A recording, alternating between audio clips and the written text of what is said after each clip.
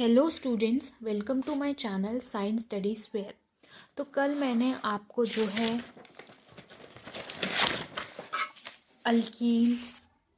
Alkynes का जो है फॉर्मूला बता दिया था कि अगर इतने कार्बन एटम का अल्कीन है तो उसमें इतने हाइड्रोजन एटम्स होंगे और हम उसका स्ट्रक्चर ऐसे ड्रॉ करेंगे, है ना। तो आज हम थोड़ा सा टॉपिक को आगे जो है डिस्कस करेंगे। अब देखो, आपके जो सबसे पहले एक वर्ड समझो, हाइड्रोकार्बन्स क्या होते हैं। देखो, हाइड्रोकार्बन्स मीन्स वो कंपाउंड्स जो किससे मिलकर बने हैं, कार्बन एटम्स और हाइड्रोजन एटम्स से मिलकर बने हैं। ठीक है, सिंपल हाइड्रोकार्बन्स का मतलब ये होता है। अब देखो, जो जैसे मैंने आपको कोई अल्केन बताया, प्रोपेन बताया, है ना। तो प्रोपेन का स्ट्रक्चर ये होगा, है ना। अब मैंने आपको जैसे प्रोपीन बताया, तो प्रोपीन का स्ट्रक्चर कुछ ऐसे आप मान लो, है ना। ऐसे ही मैंने आपको प्रोपाइन बताया, तो प्रोपाइन का स्ट्रक्चर ये हो जाएगा, है ना। अब देखो, ये जो आपके कंपाउंड्स है ना, कार्बन के जो हम कंपाउंड्स इसमें स्टडी कर रहे हैं, ये हाइड्रोकार्बन्स ही है कि ये हाइड्रोजन और कार्बन से मिलकर बने, है ना। तो ये तो क्या है, स्ट्रेट चेन्स है, ठीक है। अब ऐसे ही आप ब्रांच्ड चेन्स भी बना सकते हो, जैसे कि ये आपकी ब्रांच्ड चेन हो गई, चार कार्बन एटम्स की ब्रांच्ड चेन, है ना। और ये क्या है, एक टाइप का अल्केन है ना, क्योंकि कार्बन कार्बन एटम्स के बीच में क्या है, सिंगल बॉन्ड है। तो जब आपको ऐसे ब्रांचिंग देखने को मिल जाए कि कार्बन एटम जो है ब्रांच्ड फॉर्म में प्रेजेंट है, तो हम ऐसे कंपाउंड्स को जो है ब्रांच्ड चेन्स वाले कंपाउंड कहते हैं। ऐसे ही आपका यहाँ अल्कीन भी बन सकता है। जैसे अगर अल्कीन एक टाइप का बनेगा तो यहाँ CH2 हो जाएगा, है ना। ऐसे ही अगर अल्काइन बनेगा तो यहाँ CH हो जाएगा, है ना। नहीं, फिर तो ये भी देखो, अल्केन तो आपको मैंने बता दिया कि कैसे जो है ब्रांच्ड चेन बनेगी, है ना।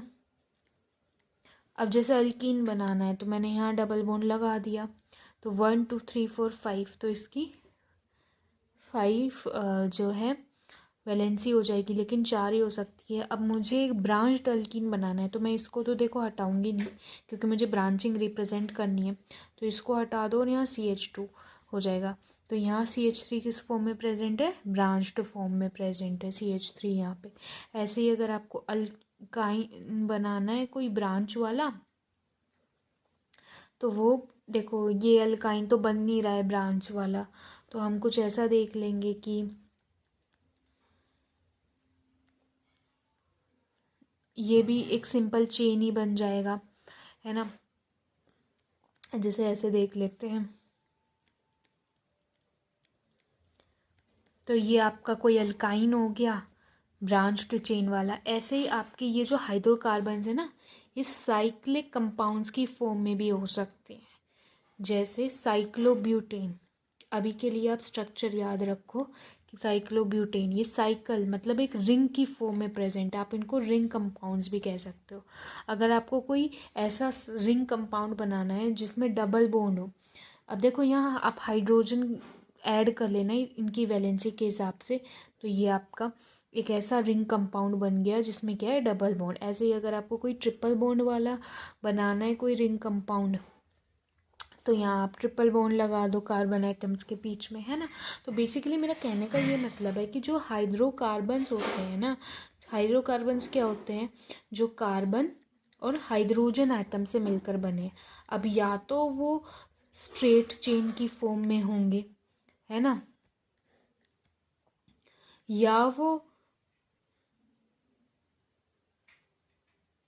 ब्रांच्ड होंगे, या फिर वो रिंग फॉर्म में होंगे, ठीक है, साइक्लिक होंगे।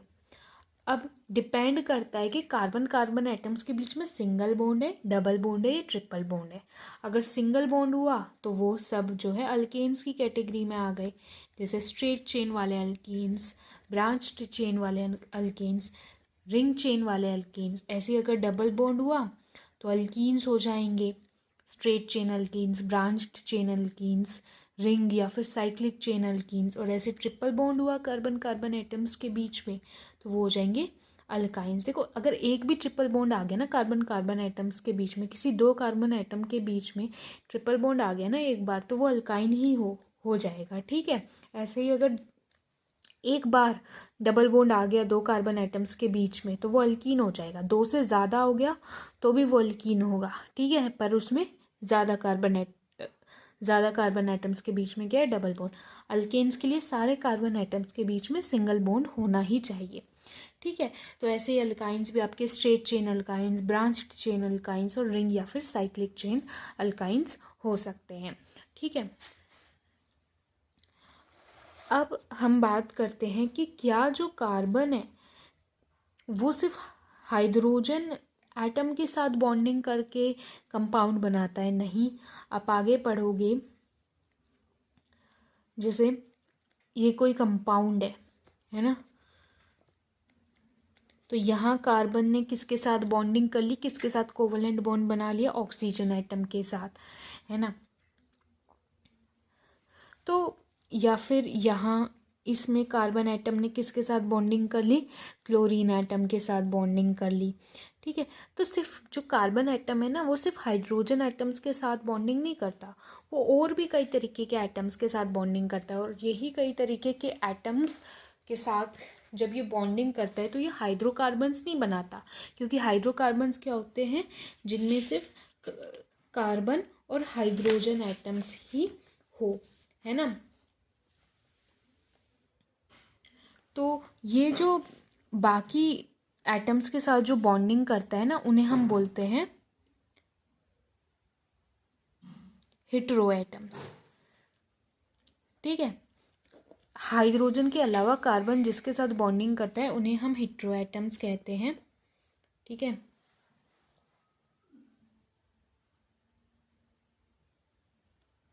अब ये हेटेरो एटम्स या तो एक ही एटम के हो सकते हैं, जैसे क्लोरीन, फ्लोरीन, ब्रोमीन, आयोडीन, या फिर ये ग्रुप में प्रेजेंट हो सकते हैं बेसिकली। ठीक है, जैसे हेटेरो एटम्स का एक ग्रुप हो सकता है, जैसे कि ये COOH ग्रुप है ना, OH ग्रुप, फिर ये C double bond OH group. और ऐसे इन दोनों में देखो एक तो फ़र्क ये होता है स्ट्रक्चर का, ये कुछ इस तरीके से होता है। ठीक है, यहाँ कार्बन एटम किसके साथ बॉन्डिंग कर रहे हैं, यहाँ डबल बॉन्ड बना रहे हैं एक ऑक्सीजन एटम के साथ, और यहाँ सिंगल बॉन्ड बना रहे हैं एक ऑक्सीजन एटम के साथ।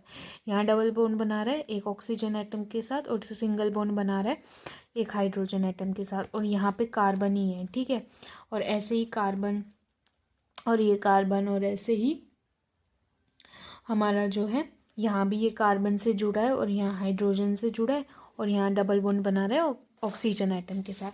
तो ये सब आपके डिफरेंट डिफरेंट ग्रुप्स होते हैं हेटेरो एटम्स के। ठीक है, ये बेसिकली C डबल बॉन्ड।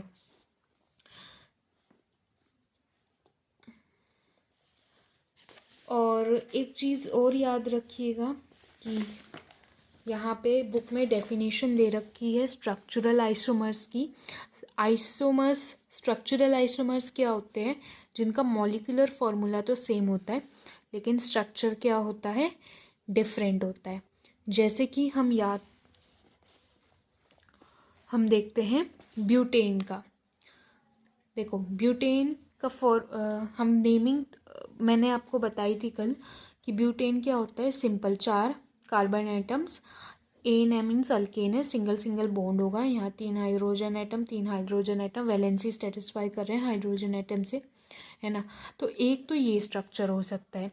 दूसरा क्या स्ट्रक्चर हो सकता है, एक ये स्ट्रक्चर बन सकता है ना। और तीसरा क्या बन सकता है,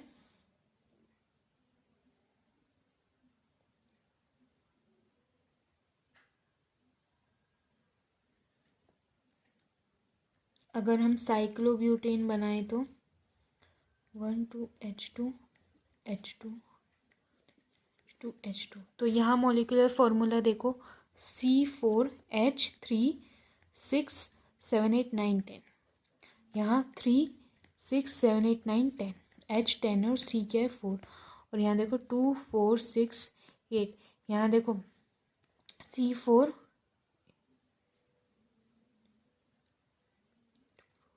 8 है। तो ये एक टाइप का स्ट्रक्चरल आइसोमर नहीं है ब्यूटेन का, ठीक है, क्योंकि ब्यूटेन के स्ट्रक्चरल आइसोमर्स क्या होंगे, जिनका मॉलिक्यूलर फॉर्मूला सेम होगा बट स्ट्रक्चर क्या होगा, डिफरेंट होगा। तो ब्यूटेन के यहाँ पे 2 जो है स्ट्रक्चरल आइसोमर्स बन सकते हैं। एक ये आप डेफिनेशन अच्छे से याद कीजिएगा, और मैं आगे आपको नेक्स्ट वीडियो में थोड़ा सा डिटेल में बताऊंगी स्ट्रक्चरल आइसोमर्स के साथ, ठीक है।